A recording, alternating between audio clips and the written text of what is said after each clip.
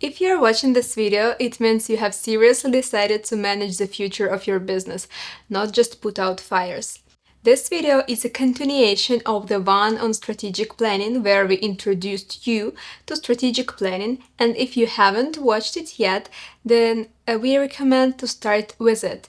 You will see the link on the corner of the screen. Today, you will close Mintzberg's map of schools. Choose your route and get a starting point from which you can begin today. So you don't miss new episodes and case breakdowns, subscribe. We're making this channel your growth tool.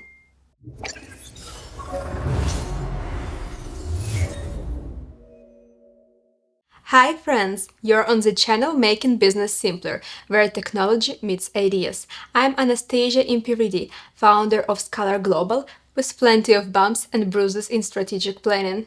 Today, we are continuing the topic of strategic planning. In the first video, we covered the basics, types of planning, and the first 4 schools. Today, we will review the remaining schools, figure out how to choose the right one, and learn where exactly you should start. So, we discussed the first 4 schools: design, planning, positioning, entrepreneurship. And now, let's get to know the 5th, the cognitive school. Imagine that strategy is a painting drawn by our mind, trying to make sense of a chaotic world. The cognitive school looks at strategy through the eyes of a psychologist and neuroscientist. It believes that all decisions are born in a person's head, in their mental models, intuition, and ability to interpret information. It's not only about analyzing external facts, but also about understanding how we interpret them and why our mental filters can distort reality. According to Henry Mintzberg, the cognitive school sees the strategist as an explorer of their own thinking. We create mental models of the market, competitors, customers, and then try to align these inner models with external world. Often, strategy is formed when we capture new meanings or reinterpret a familiar environment, overcoming mental stereotypes. Key roles are played by attention to detail, empathy for clients, and the ability to consciously notice how biases affect decision-making. This approach works best for organizations where human factors and deep understanding of motives are important, like creative agencies or service sector or consulting. Also for companies facing uncertainty, fast market shifts or changing customer preferences. You need to see hidden signals and understand how to interpret them. Also, it works very good for startups, which need to quickly learn from early mistakes and adjust mental models, especially in UI/UX design and product development. Also, it's applicable to large corporations suffering from corporate blindness, where fresh thinking is needed to find new growth points. Now let's have a look at the step-by-step instruction of how to apply this approach to your business. First, diagnose mental models. Identify the persistent beliefs within the team. How do they see the market, customers, competitors? At this stage, perception errors and cognitive distortions are uncovered. Second, gather insights and feedback. Use research data, customer surveys, expert opinions, and importantly, outside perspectives. The goal: test where our beliefs diverge from reality. Then, reinterpret reality. The team openly breaks old patterns and seeks fresh perspectives. This might include design thinking, brainstorming, or business games. Next step is to build a new model.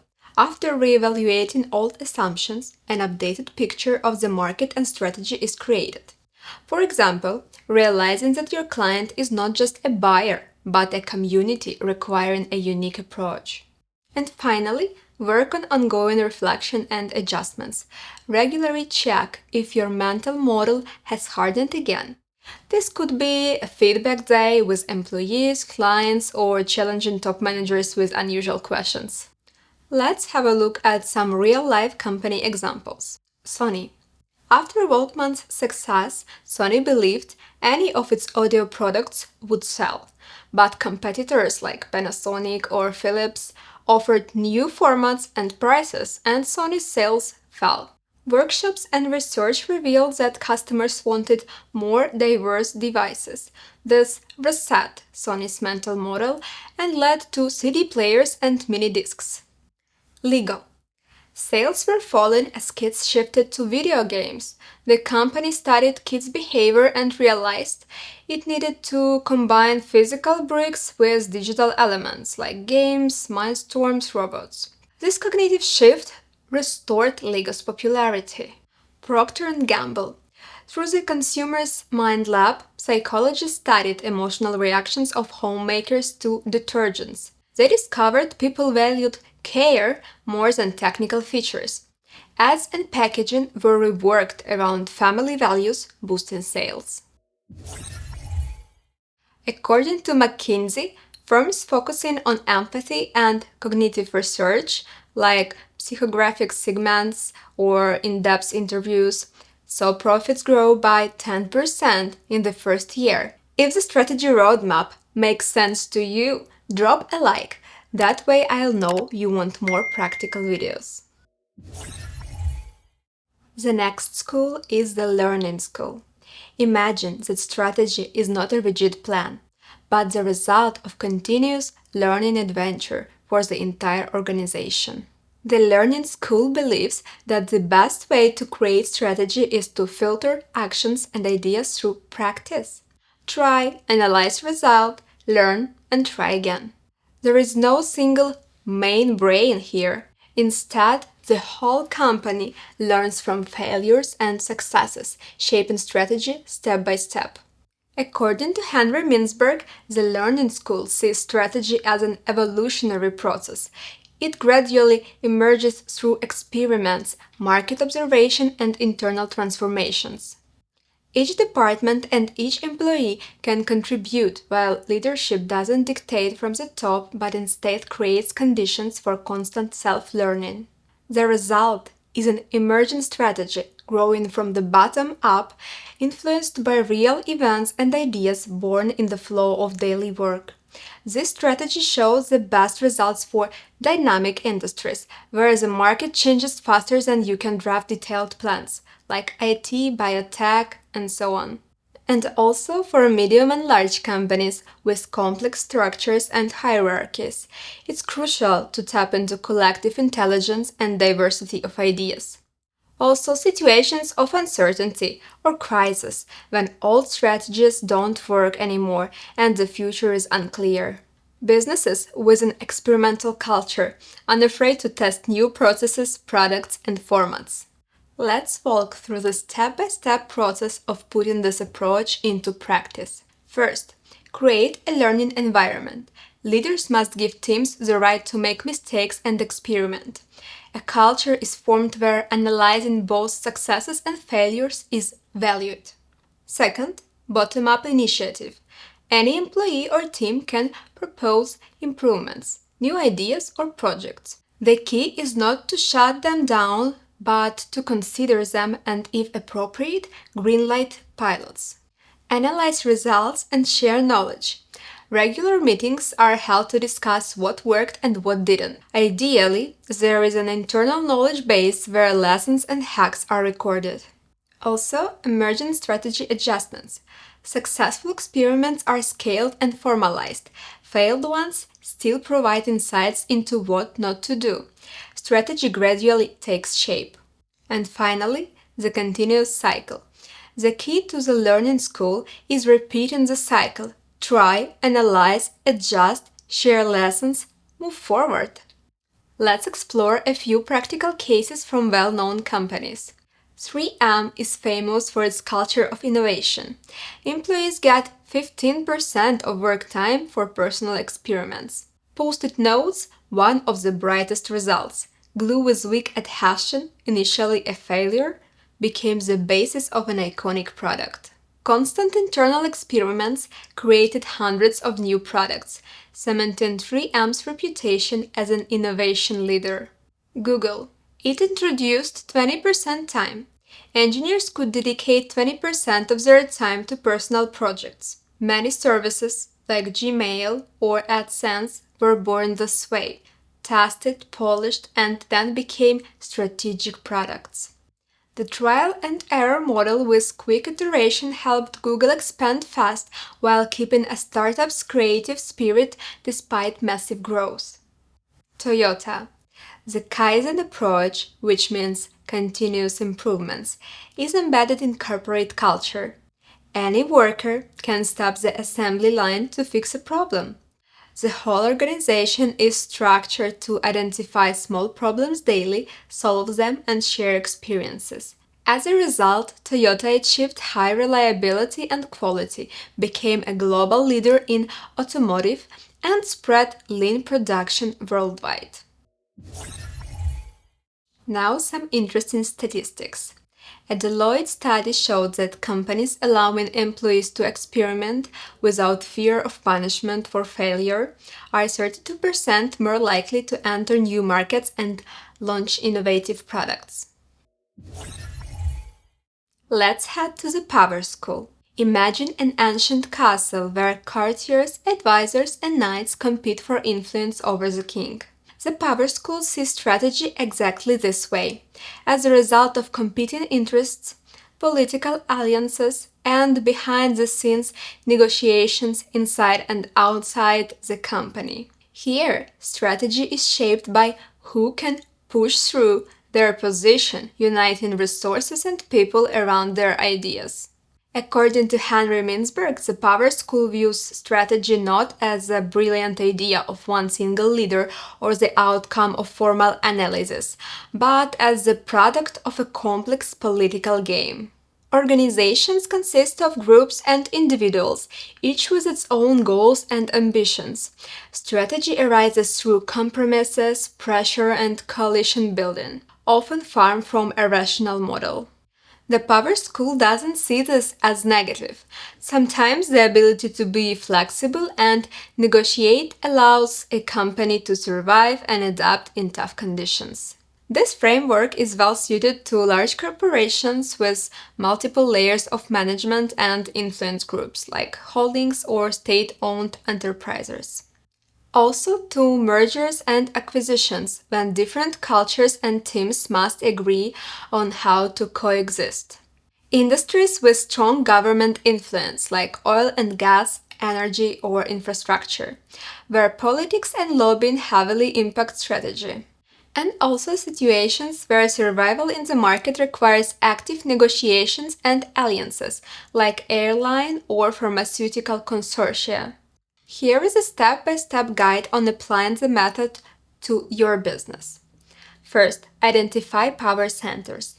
Understand who actually makes decisions, boards of directors, key investors, unions, etc.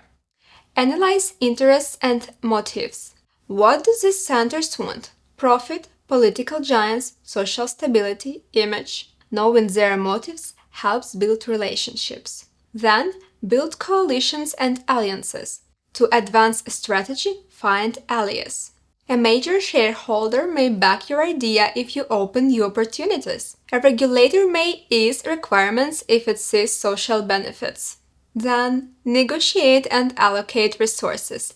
Decisions are often made behind closed doors. The key is to negotiate and find win-win compromises. Also, don't forget to secure results.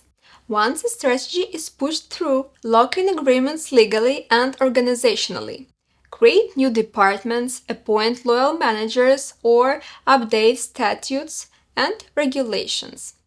Here are some examples of how companies apply this in practice. General Motors.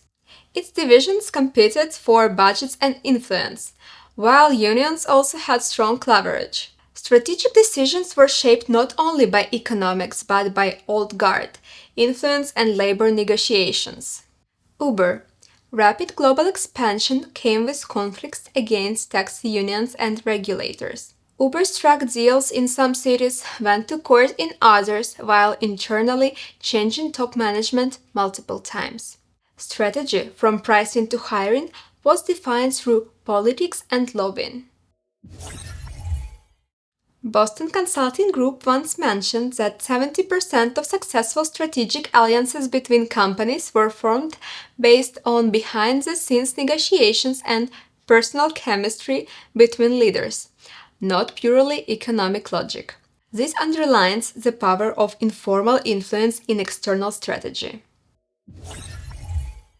Now we are heading to the cultural school. Imagine an ancient monastery with unique traditions passed down for generations. The cultural school sees strategy the same way, as the outcome of strong values, rituals, and behavioral norms united people into a whole. The key here is the spirit of the company, built over years and reflected into decisions from product choices to customer relationships. According to Henry Mintzberg, the cultural school views strategy not as formal planning or top-down initiatives, but the natural continuation of corporate DNA. Strategy arises from shared beliefs, values, and traditions that employees absorb from day one. When everyone is on the same wavelengths, decisions are made faster, more organically, and with stronger loyalty and engagement. This strategy shows the best results for companies with strong emotional core, like family businesses, startups, where other people work not only for pay but also for the idea. Organizations with a long history wanting to preserve their identity, like iconic brands with heritage. Periods of major change where it's vital not to lose the company's soul, like rapid growth or market expansion. Sectors where reputation and team spirit directly affect the product, like services, creative agencies, restaurants, etc. Now let's take a closer look at how to implement this approach. First, diagnose corporate culture. Learn which values employees and customers truly share. Use in-depth interviews, open discussions, or anonymous surveys. Then define the cultural code. Identify the principles underlying your business: trust, openness, innovation, sustainability. Then link values with business goals. If you declare customer respect, how does it show in service processes? If supporting innovation, where can staff experiment? Also, embed culture into strategy. Align every initiative with your cultural code. Does this decision reflect our values? Also, constantly reinforce.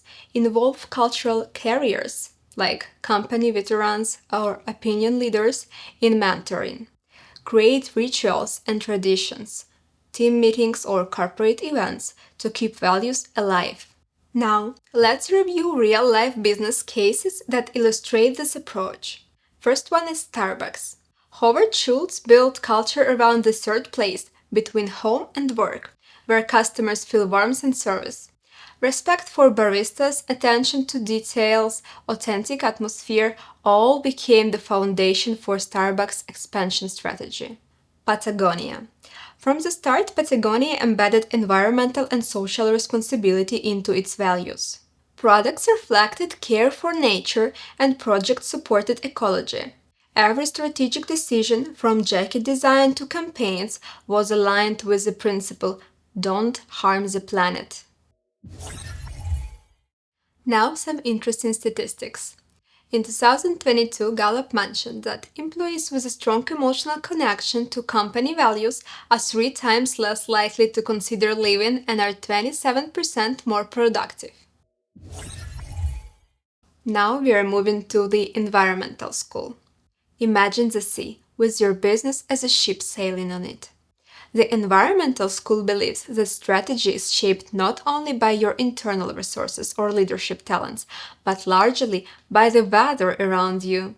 Competition, legislation, economic cycles, technological revolutions, social trends. In this school, the organization doesn't so much choose its strategy as it adapts to the route dictated by conditions, trying to catch the right wind and avoid storms. The environmental school focuses on the idea that markets, technologies, and social moods dictate the steps a company can or must take. According to Mintzberg, the organization becomes a product of the environment. Success depends on scanning what happens outside, adapting quickly, or finding safe harbors in time. Strategy here is about finding balance between your readiness and market demands.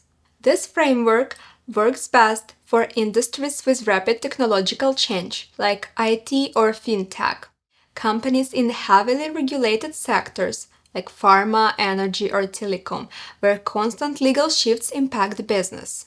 Also for the new markets where rules aren't yet settled and everything changes on the fly.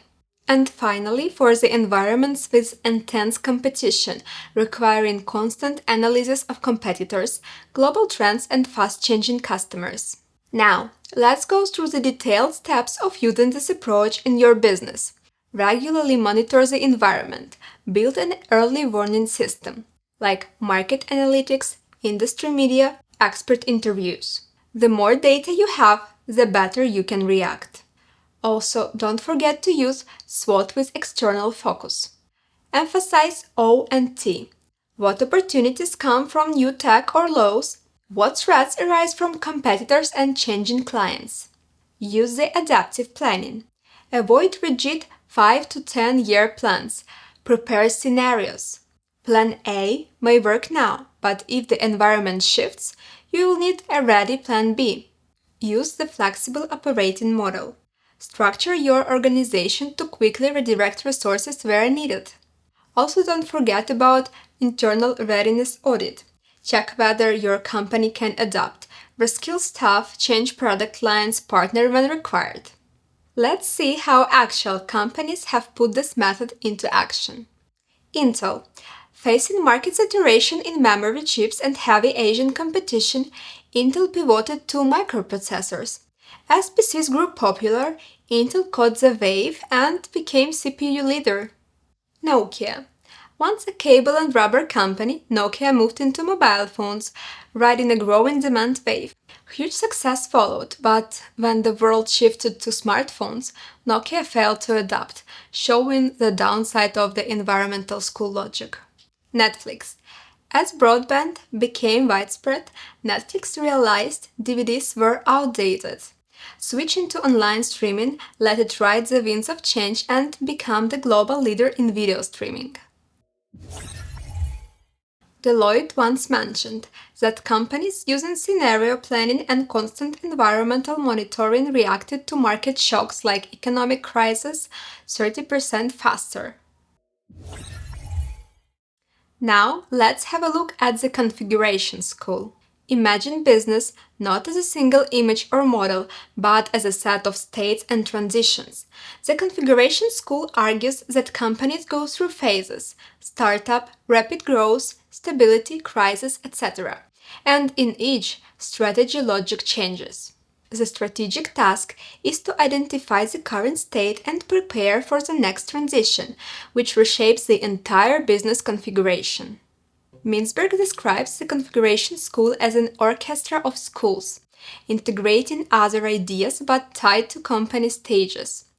At startup, the entrepreneurial school applies. In stability, planning or positioning. In crisis, radical shifts, design or learning. The key is configuration, the organizational setup and strategic image at a given time. This approach delivers the greatest impact for long-living companies that have gone through many stages, from launch to global expansion. Also for organizations in transition periods, like rapid growth. Holdings and diversified corporations where each subsidiary may be in its own configuration. Situations requiring a big picture, not just tactical goal, but understanding the direction and business model transformation. Let's now outline the exact steps you can take to apply this approach into your business. First, diagnose current configuration. Identify which stage you are in: startup, growth, stability, decline, restructuring, etc. Match with suitable school or method. For startups, entrepreneurial. For stable large firms, planning or positioning. In crisis, radical rethink, design or learning. Then identify triggers of transition. What signals change? Revenue milestones, new competitors entering new markets.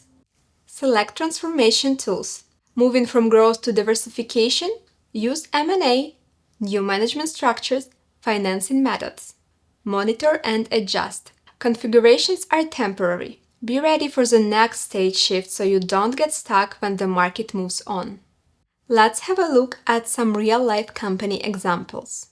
IBM dominated mainframes, formal planning, hit crisis in the 1990s, and restructured under Lou Gerstner with design plus learning logic. IBM shifted configurations with the market. Virgin Group, from Richard Branson's music label to a multi-industry holding like airlines, finances, and telecom. Each stage brought a new configuration: entrepreneurial drive, political deals, or planning for expansion. Adobe moved from boxed software to Creative Cloud subscriptions, initially used positioning, dominant products, then switched to learning, R&D updates. This evolution showed how businesses reconfigure over time. In 2022, Gartner published some interesting statistics.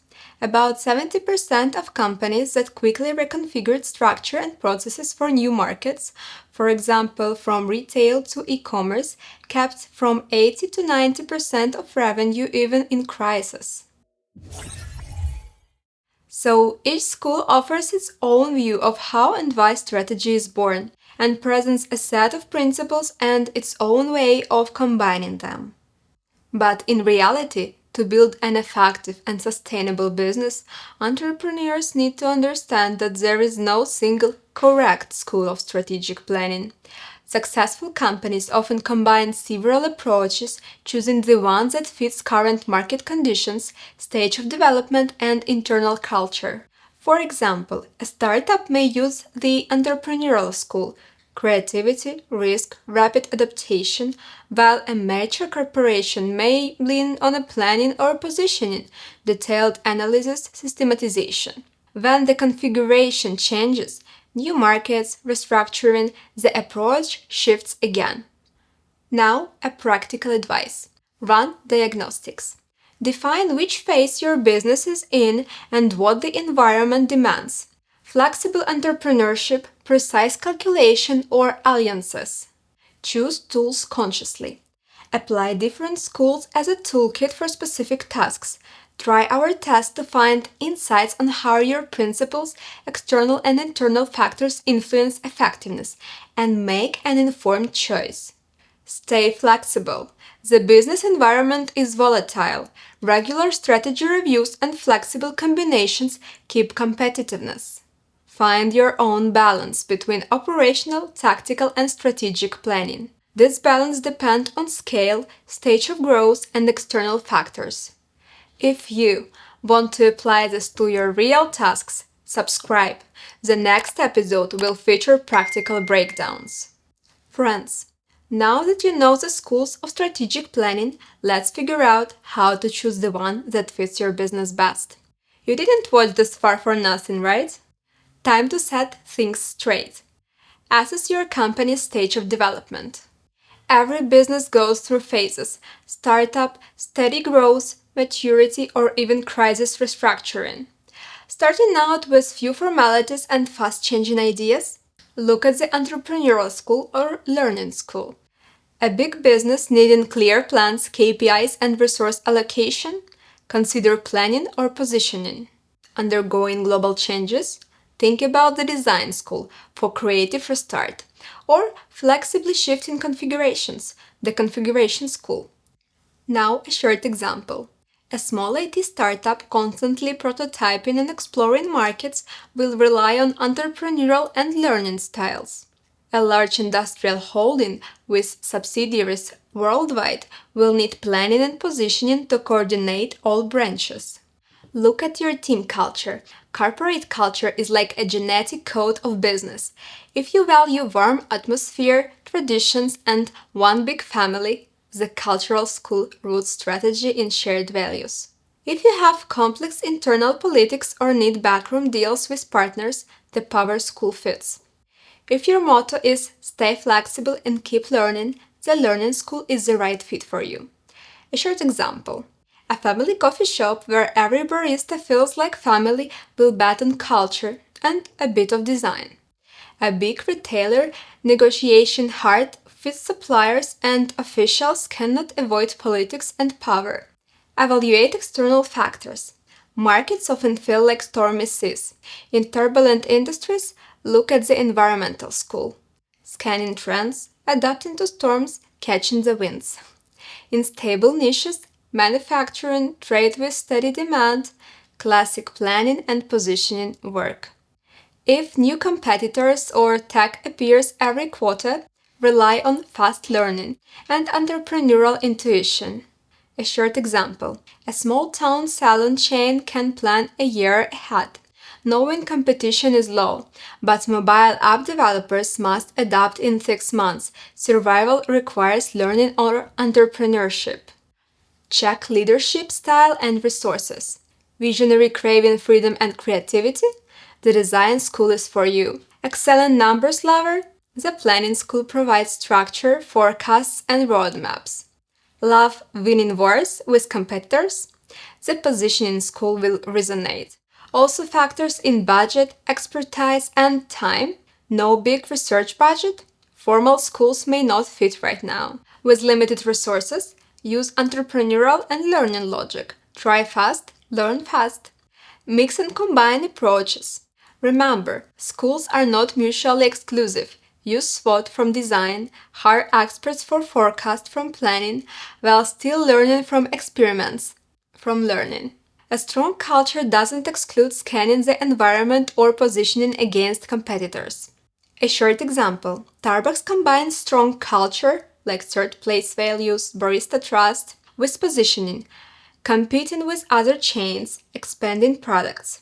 Google keeps its entrepreneurial spirit in labs while applying strict planning for core services. Remember the bonus we promised? A short test shows which school your company leans toward or which combo to study further. Not an exam, but a way to see from the outside and spark strategy ideas. How can this test help you? It reveals whether you prefer creating or analyzing, delegating bottom-up or pushing top-down, planning formally or acting intuitively. You will get recommendations on where to start, which tools to use, and how to soften the landing when switching schools. Find balance in planning. Remember, strategic planning, even with today's big topic, is only around 10 or 20% of your total planning time. Find your own balance between operational, tactical, and strategic planning. That balance depends on scale, stage of growth, and external factors. Keep your focus sharp across all levels. The final formula of choice is the following: stage of business development plus corporate culture plus external environment plus leadership style and resources plus combining several approaches plus taking the mini tests equals your unique strategy, supported by understanding how exactly to implement it. If the step-by-step start makes sense to you, drop a like. We will prepare a separate episode with templates. Now you know that strategic planning is not just stiff templates and giant Excel sheets. It's a living compass showing your business the path to new opportunities even when storms rage around you. This changes how we view management.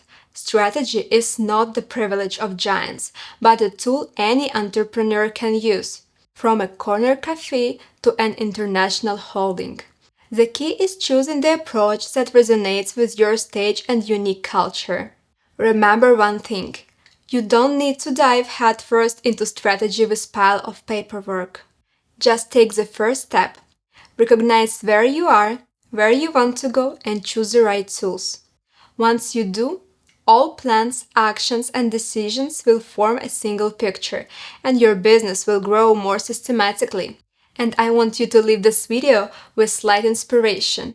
You already have everything to manage your business at a higher level.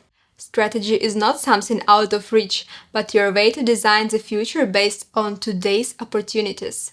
And of course, to continue this journey and dive deeper into avoiding common strategic pitfalls, don't miss the next video. We will uncover the traps that sink even the best plans and show how to dodge them. Stay tuned. In the next video, we will release a case study: How IT transformed delivery business, the Zalp case.